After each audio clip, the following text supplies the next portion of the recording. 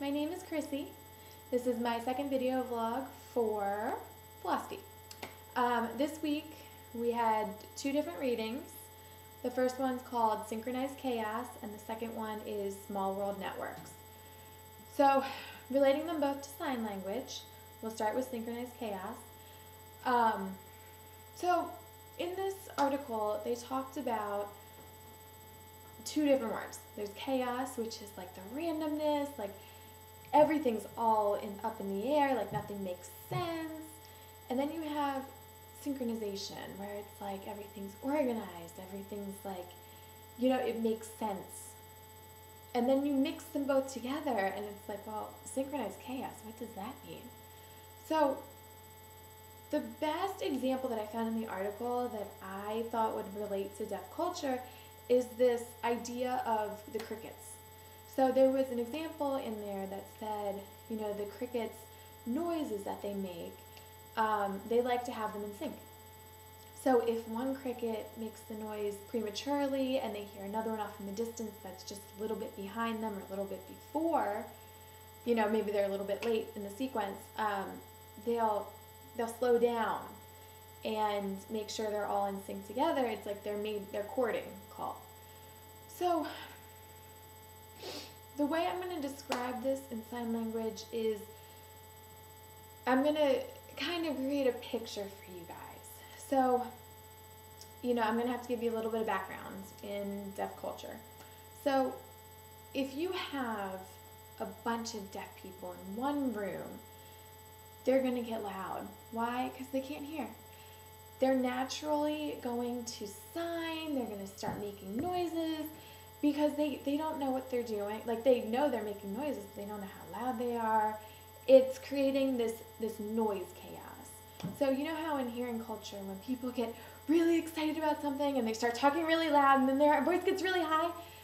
That's kind of the same thing how deaf people are, where, you know, they're really engaging in the conversation and all of a sudden they're making all these really loud noises and, you know, they can't hear it, but say you have some hearing person who's a neighbor, they're going to be like, well, what the heck's going on down there?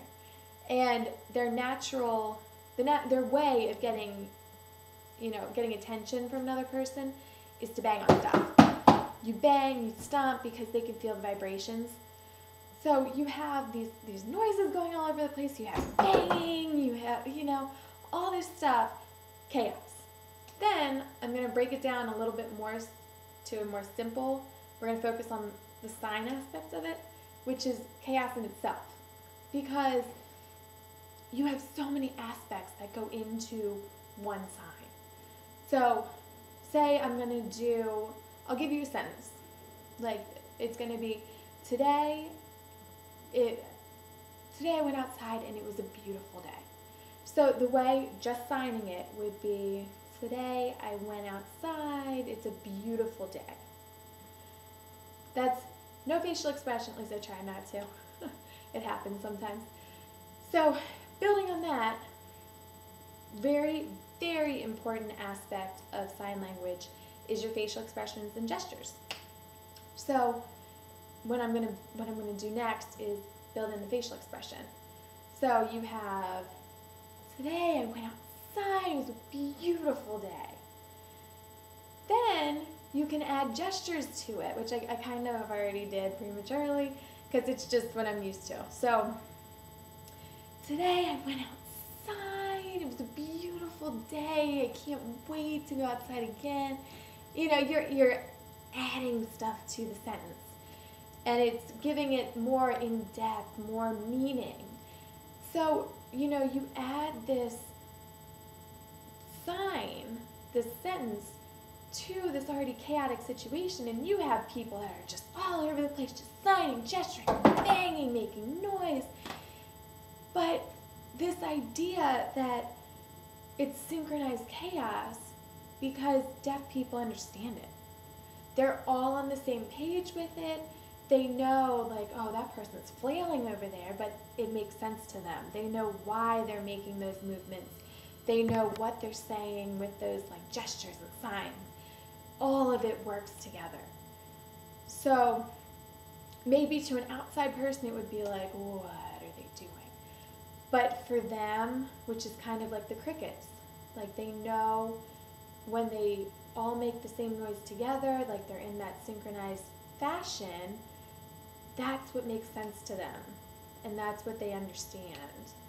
So that's my aspect of synchronized chaos. Moving to small world networks. So the deaf community is very, very small, very close-knit. Everyone knows each other. You're not going to go to one deaf event and never see a person again. They always go. They're very, very involved, very close-knit. So what I'm going to do is compare hearing and deaf cultures. So for our deaf studies major, people that go out to these deaf events, we're required every semester to go to 2 or 3 different deaf events. And we go, we meet different people, and then we have to sign about them in our videos for class. So the idea behind small world networks is this 6 degrees of separation, which is you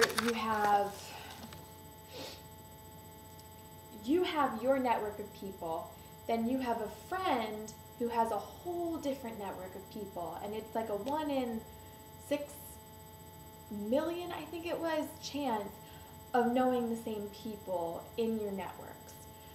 So when you relate this to deaf culture, there's a better chance of knowing people because it's such a small group of people. So, you know, like all the hearing people go to a deaf event, and you meet like 3 new people every time you go, and you know, you're signing about it and someone sees your video and they're like, oh, you know, I know that person because I met them at the deaf event like last semester.